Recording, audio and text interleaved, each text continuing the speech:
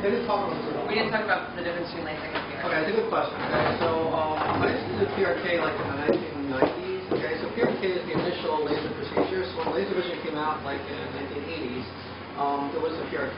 Okay, so PRK means it's a surface ablation. You're lasering the surface of your cornea. You don't cut anything. Okay, that's what he had. Okay, that's what Dr. Omeda had like 5 years ago in Venezuela. They're still doing it in Venezuela. They're actually still doing it in New York City. Okay, so it's a very safe procedure because there's no cutting.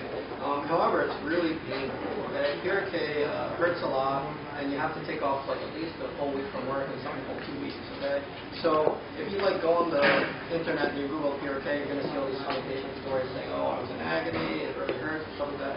But the final vision's fine. Okay, process and stuff. The reason is that PRK, you have to access the cornea because the laser evaporates the cornea and changes the shape by evaporating. And you can't laser the epithelium because then the skin of the eye grows back. And if you did that, you wouldn't have, the prescription would come back, okay? So the reason you have to get rid of the epithelium is to get to the cornea doesn't grow back, and that way it's a permanent correction, okay? So PRK, what I used to do for PRK is there's like a little brush that's like, it kind of looks very much like a electric toothbrush, and it just rotates really quickly. It's got these nylon bristles, and it kind of scrubs the cornea, and it just it's kind of sandpapering off the epithelial cells. Okay, when you're done, it looks pretty clean if you just look at it, even through the microscope.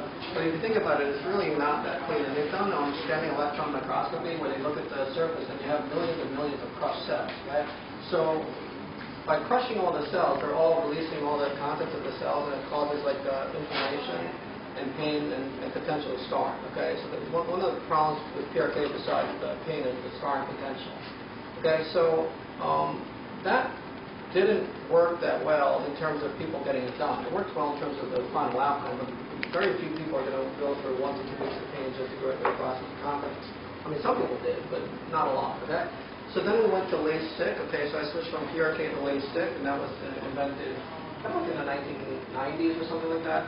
And then the reason that works is you cut a flap, and you lift up the flap. The epithelium comes up with the flap, and now you're inside the cornea. And then you laser the cornea, and then you just put a thin piece of cornea on top, and then the new piece conforms to the new shape. And you don't have to really do anything with the flap, right? So it's a very, very quick procedure. I saw well in like 1 to 2 days. So people who have LASIK could potentially go back to work the same day. The only problem is by cutting the cornea, you induce like many possible complications. Like if you cut the flap wrong and you get a messed up flap, it could really distort your vision for the rest of your life. The cornea doesn't grow back, okay? So if you have a cornea complication, you're kind of a little bit messed up permanently. Because the cornea doesn't regenerate. Remember, we just said the cornea doesn't regenerate because if it did, your prescription would come back, okay?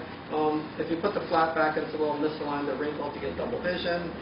Maybe there's some debris in the air and it goes underneath the flap and you get something under the flap. You'd like to lift up and irrigate it. If you can Google like LASIK complications and then go to like images, and if you look at the images, it's like about 90% of them are related to the flap or something, okay? So I did that for about 10 years, maybe 5,000 procedures, something like that. And then I was just getting too many complications, okay, because I'm kind of behind. There's only 5 doctors in New York City who are doing only laser vision correction. There's probably 100 or a few hundred doctors who do it like 1 or 2 a month. Or that's not really, that's what they do, okay? There's only 5 doctors who do this full-time, and that's all they do, okay? We're kind of each doing over 1,000 procedures a year, okay? So if the bad